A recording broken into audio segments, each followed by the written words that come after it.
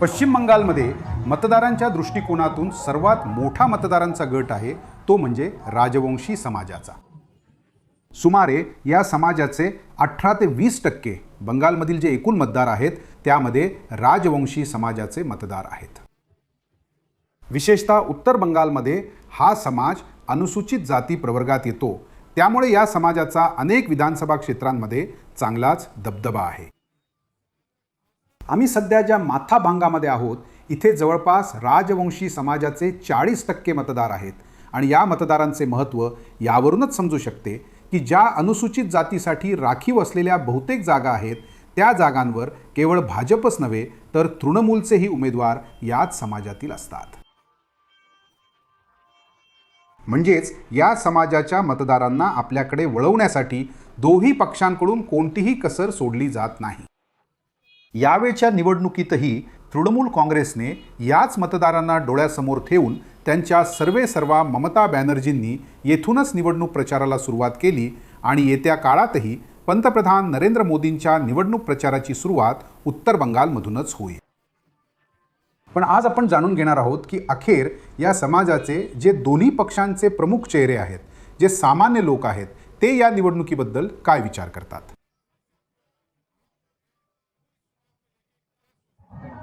आपल्यासोबत निशित प्रामाणिक आहेत, जे भाजपच्या राजवंशी राजकारणाचे पोस्टर बॉय राहिले आहेत। हे सांगा, यावेळी तुम्हाला विधानसभा निवडणूक लढवावी लागत आहे, मागील लोकसभा निवडणुकीतील पराभवानंतर कसं वाटतंय? बघा, असा विषय नाही की पराभवानंतरच लढावं लागत आहे। जिंकल्यानंतरही मी लढलो होतो। 2019 मध्ये लोकसभा निवडणूक जिंकलो आणि त्यानंतर विधानसभा 21 मध्ये 19 मध्ये लोकसभा जिंकून 21 मध्ये विधानसभाही जिंकलो होतो। तर असा विषय नाहीये, पक्षाचा विचार असतो। प्रत्येक राज्याची जेव्हा जेव्हा निवडणूक होते तेव्हा त्या राज्याचे एक समीकरण असते, त्या हिशोबानं उमेदवाराला निवडले जाते। तर मी भाग्यवान आहे की मला यावेळी विधानसभा निवडणुकीसाठी निवडले गेले आणि उमेदवार बनवले गेले। आणि निश्चितपणे यावेळी बंगालमध्ये ज्या प्रकारे परिवर्तनाची लाट आहे, सरकार सुद्धा बनेल आणि लोकांना मोठ्या प्रमाणात पाठिंबा सुद्धा मिळेल।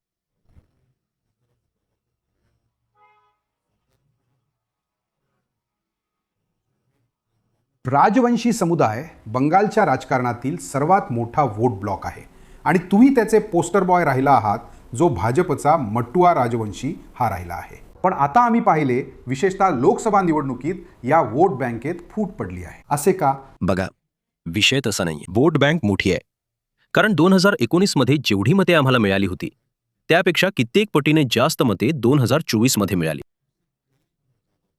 पण ज्या प्रकारे काँग्रेस आणि टीएमसी, सीपीआयएम आणि बाकी पक्षांची मते डायल्यूट झाली आणि त्यासोबतच ब्युरोक्रॅटिक सॅबोटाज, याच कारणामुळे आम्हाला इथे पराभूत व्हावे लागले। आणि जवळपास ज्या प्रकारे घुसखोरी झाली आणि घोस्ट वोटर वाढले, म्हणजेच 2019 आणि 2024 या 5 वर्षात जवळपास इथे मुस्लिम मतांची टक्केवारी जी आहे 15 ते 16% मते या लोकांची जास्त झाली। तर हे स्वाभाविक आहे की बॉर्डर अनफेन्स्ड आहे, तर तिथून घुसखोरी होऊन आली। किंवा मग डिस्ट्रिक्ट कलेक्टर आणि जे कोणी ब्युरोक्रॅट आहेत, दर 6 महिन्यांनी जो घोस्ट वोटर आहे त्याला व्होटर व्होटिंग जी लिस्ट आहे त्यात वाढवले गेले।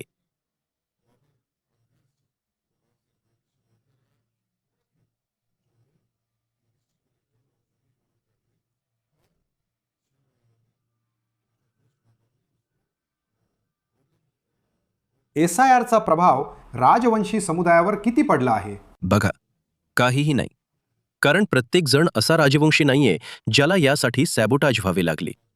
काही लोकांचा थोडा पेपर्सचा प्रॉब्लेम होता, पण तो सुद्धा सॉल्व्ह केला गेला। पण एक जे भाजपने समुदायाला जे प्रॉमिसेस केले होते ते फुलफिल का झाले नाही, त्यात डिले का झाला? बघा, जे प्रॉमिसेस केले होते ते प्रॉमिसेस याबद्दल केले होते की जर सरकार आले तर करू। सरकारच आले नाही तर प्रॉमिस कसे फुलफिल करणार? जर राज्यात सरकार बनलं तरच आश्वासन पूर्ण होईल ना। केंद्रात तर तुमचं सरकार आहे। केंद्र सरकार, तुम्हाला हा प्रश्न विचारण्यापूर्वी कायदा माहीत असायला हवा। जमीन हा राज्याचा विषय आहे। जर केंद्राला काही करायचं असेल त्यासाठी जमीन कोण देणार? तुम्ही तर देऊ शकत नाही, त्यामुळे राज्य सरकारलाच द्यावी लागेल। मग जर राज्य सरकारने दिली नाही तर तुम्ही कसं करणार? हे तुम्हाला केंद्र आणि राज्याचं जे नातं आहे, जो संविधानाचा नियम आहे, ते जाणून घेऊन ही सगळी माहिती घ्यायला हवी।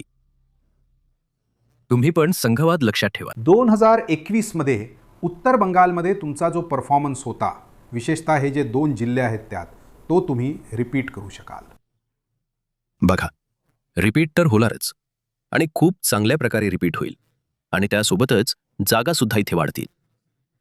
निश्चितपणे आधी जसं 2021मध्ये आम्हाला इथे 30 जागा मिळाल्या होत्या, यावेळी आम्हाला खूप जास्त जागा मिळणार आहे. जसं की मागच्या वेळी आम्ही जलपाईगुडी सदरमध्ये चांगलं काम केलं नव्हतं. यावेळी जलपाईगुडी सदर आम्ही जिंकणार आहोत. राजगंज आम्ही जिंकणार आहोत. हेमताबाद आम्ही जिंकणार आहोत. कुशमंडी आम्ही जिंकणार आहोत. तर हेच बसून बसून तुम्हाला 4 सांगितल्या, तर असंच जर अजून वेळ मिळाला तर बाकीच्या जागा पण. ममता बॅनर्जींच्या समोर तुमचा मुख्यमंत्री पदाचा उमेदवार कोण आहे? बघा, आमच्याकडे हे मुख्यमंत्री आणि हे असं कुणाला मुख्यमंत्री चेहरा बनवून निवडणूक होत नाही. आमची जी निवडणूक होते ती पूर्णपणे एका वेगळ्या रणनीतीनं होते. आणि कोणत्याही राज्यात तुम्ही बघा, मग ते मध्य प्रदेश असो, राजस्थान असो किंवा कोणतेही राज्य असो, तिथे हे निर्णय वरून घेतले जातात आणि जे केंद्रीय नेतृत्व आहे ते बसून याचा निर्णय घेतात.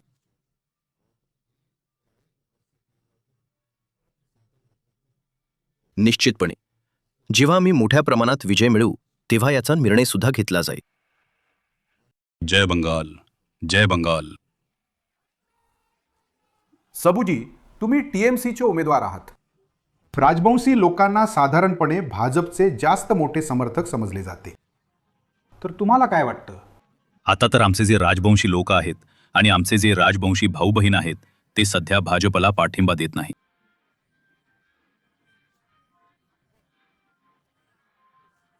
जास्तीत जास्त पाठिंबा आम्हाला देत आहेत, आमच्या पक्षाला देत आहेत. का करणार?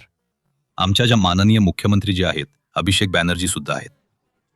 आमच्या सरकारने राजवंशी लोकांसाठी खूपच काही केलं आहे. पंचानन बर्मा युनिव्हर्सिटी सुद्धा आहे. कूच बिहार पंचानन बर्मा युनिव्हर्सिटी, जिथे मीच आहे, तिचा प्राध्यापक आहे. आणि आमची जी राजवंशी भाषा अकादमी आहे, ममता बुढी अकादमी सुद्धा आहे. राजवंशी लोकांसाठी आमच्या ज्या दीदी आहेत त्यांनी खूप काही केलं आहे. म्हणूनच राजवंशी लोक, राजवंशी फक्त राजवंशी नाहीत, आदर्श जे आहेत, नमोशूद्र सुद्धा आहेत, संख्या लघु सुद्धा आहेत, आमचे कायस्थ सुद्धा आहेत आणि सगळे हिंदू लोक आहेत. आम्हाला साथ देतात. आम्ही जिथे कुठेही जातो तिथे सुद्धा हात दाखवत आहे. ठीक आहे, चला पुढे चला, पुढे चला, तुम्ही जिंकाल, निश्चित हराल. पण एक इम्प्रेशन तर असा होतो की राजवंशी लोकांचा, मतुआ लोकांचा जो आहे, मेजॉरिटी जी आहे ती भाजपच्या बाजूने आहे. बघा, मगाची लोकसभा आहे, निघून गेली आहे. आम्ही 17,500 मतांनी यामध्ये कमबॅक केला आहे. या विधानसभेत 17,500 मतांनी कमबॅक केला आहे. भाजपमधून TMC मध्ये आला आहे. ठीक आहे, म्हणूनच इकडे इकडे आम्ही जिंकू. इकडे AITCचा जो पक्ष आहे, ज्यात मी आहे, आम्ही जिंकू. जनगण जनता म्हणते सर्व काही करेल, जनगण करेल. जनगण आशीर्वाद देईल तर आम्ही जिंकू आणि नाही दिला तर हारू ना. म्हणून जनता म्हणत आहे की सबलू तू पुढे हो, तू जिंकशील. राजवंशी समुदायाचा जो मतदार आहे तो भाजप सोडून तृणमूल काँग्रेसला का मत देईल? कारण भाजपने राजवंशी लोकांसाठी काहीही केले नाही. नारायणी बटालियन करण्याचा प्रयत्न होता. ठीक आहे, प्रयत्न केला होता. कोणी केलं? आमचे जे भाजपचे मोठे मोठे नेते आहेत, पंतप्रधानजी, अमित शहाजी आणि निशितजी यांनी घोषित केलं आहे की 250 कोटींमधून रायसाहेब ठाकूर पंचानन वर्मा यांचा पुतळा बनवून देतील. ठीक आहे, पुतळा अजूनपर्यंत झालेला नाही. स्पोर्ट्स हबसाठी भूमिपूजन केलं आहे, अजूनपर्यंत ते झालेलं नाही.